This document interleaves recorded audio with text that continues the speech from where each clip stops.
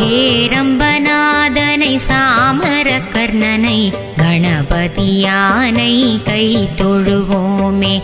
வாமன ரூபனை வக்ரதுண்டாயனை கற்பகநாதனை பணிந்திடுவோமே. அருகம்புல் நாதனை வலம்புரிநாதனை கணபதியானை கை தொழுவோமே. எருக்கம்புநாதனை ஈசனின் மைந்தனை கற்பகநாதனை பணிந்திடுவோமே.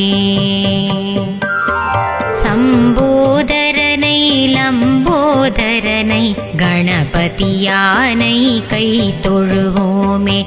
பாலச்சந்திரனை பாசாங்குசத்தனை கற்பகநாதனை பணிந்திடுவோமே.